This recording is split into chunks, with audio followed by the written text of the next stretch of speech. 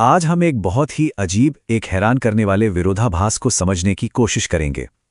एक हालिया रिपोर्ट से यह पता चला है कि अमेरिका की एक टॉप सिक्योरिटी एजेंसी एक ऐसी एआई कंपनी की टेक्नोलॉजी का इस्तेमाल कर रही है जिसे उसी की पेरेंट संस्था ने ऑफिशियली ब्लैकलिस्ट कर दिया है। तो चलिए इस मामले की तह तक चलते हैं। तो असल सवाल यही है, एक तरफ किसी कंपनी पर सुरक्षा जोखिम का ठप्पा लगा दिया जाता है और दूसरी तरफ उसी की टेक्नोलॉजी का इस्तेमाल भी हो रहा है। आखिर ऐसा क्यों? ये एक ऐसा विरोधाभास है जो नेशनल सिक्योरिटी और कटिंग एज टेक्नोलॉजी के बीच की एक बहुत ही पेचीदा खींचतान को दिखाता है। अच्छा, तो इस पूरी गुत्थी को सुलझाने के लिए सबसे पहले इसमें जो प्लेयर्स हैं उन्हें समझना होगा। 3 मेन ऑर्गेनाइजेशंस हैं जिनकी भूमिका एक दूसरे से टकरा रही हैं और इस अजीब सिचुएशन को जम दे रही हैं। तो सबसे पहले बात करते हैं एंथ्रोपिक की। ये एक इनोवेटिव एआई स्टार्टअप है जो एआई की दुनिया में एक बड़ा नाम है। इन्होंने ही इस पावरफुल टेक्नोलॉजी को बनाया है और यही वो कंपनी है जो आज इस पूरे विवाद के कह सकते हैं सेंटर में है। अब कहानी का दूसरा प्लेयर है एनएसए, यानी नेशनल सिक्योरिटी एजेंसी। ये अमेरिका की मेन साइबर इंटेलिजेंस एजेंसी है जिसका काम देश को डिजिटल खतरों से बचाना है। लेकिन इस कहानी में इनकी भूमिका उम्मीद से कहीं ज्यादा दिलचस्प हो जाती है। और फिर तीसरा है पेंटागन, यानी अमेरिका का रक्षा विभाग। ये सबसे बड़ी मिलिट्री अथॉरिटी है और एनएसए इसी के अंडर आती है। और यहीं से मामला और भी पेचीदा हो जाता है क्योंकि पेंटागन का एंथ्रोपिक के साथ एक ऑफिशियल विवाद है। तो चलिए अब फोकस करते हैं उस टेक्नोलॉजी पर जो इस पूरे मामले की जड़ है। मतलब ऐसा क्या है इस एआई मॉडल में जो इसे इतना जरूरी और इतना खतरनाक दोनों बना देता है? तो इस टेक्नोलॉजी का नाम है मिथोस एआई। ये एंथ्रोपिक का बनाया हुआ एक बिल्कुल नया एआई मॉडल है।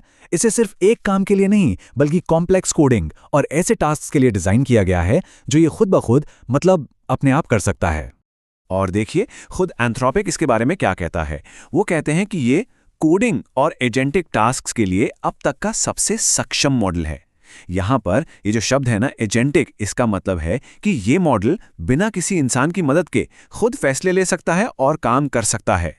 और बस इसी क्षमता से एक्सपर्ट्स को डर लगता है। उनका मानना है कि मिथोस एआई साइबर अटैक्स को कई गुना ज्यादा ताकतवर बना सकता है। ये सिस्टम की कमजोरियों को अपने आप ढूंढ सकता है और फिर उन कमजोरियों का फायदा उठाने के नए नए तरीके भी बना सकता है। साइबर वॉरफेयर के लिए ये एक पहले कभी ना देखी गई क्षमता है। तो अब आते हैं कहानी के उस हिस्से पर जहां से ये सारा कंफ्यूजन, ये कॉन्ट्रडिक्शन शुरू होता है। जब एक एआई इतना पावरफुल हो तो सरकार क्या करती है? पेंटागन ने इस पर एक बहुत ही सख्त और ऑफिशियल कदम उठाया। पेंटागन ने एंथ्रोपिक के खिलाफ एक सप्लाई चेन रिस्क डेजिग्नेशन जारी कर दिया। अब ये एक बहुत ही सीरियस कदम है। इसका सीधा मतलब है कि रक्षा विभाग ऑफिशियल तौर पर यह मानता है कि ये कंपनी या इसके प्रोडक्ट्स देश की सुरक्षा के लिए एक खतरा हो सकते हैं। और ये देखिए, ये स्लाइड इस कॉन्ट्रडिक्शन को बिल्कुल साफ दिखाती है। एक तरफ पेंटागन कह रहा है कि एंथ्रोपिक रिस्की है और दूसरी तरफ उसी पेंटागन के अंडर काम करने वाली एनएसए एंथ्रोपिक के सबसे पावरफुल एआई टूल्स में से एक को इस्तेमाल कर रही है। ये तो एक ही डिपार्टमेंट के अंदर एक साफ टकराव है। तो इस सब का मतलब क्या है? ये पूरी सिचुएशन हमें आर्टिफिशियल इंटेलिजेंस और नेशनल सिक्योरिटी के भविष्य के बारे में क्या बताती है? अच्छा, एक ताज़ा डेवलपमेंट से कुछ इशारा मिलता है। रिपोर्ट्स के मुताबिक इस पूरे विवाद के बाद पहली बार ट्रंप प्रशासन और एंथ्रोपिक के सीईओ के बीच बातचीत हुई है।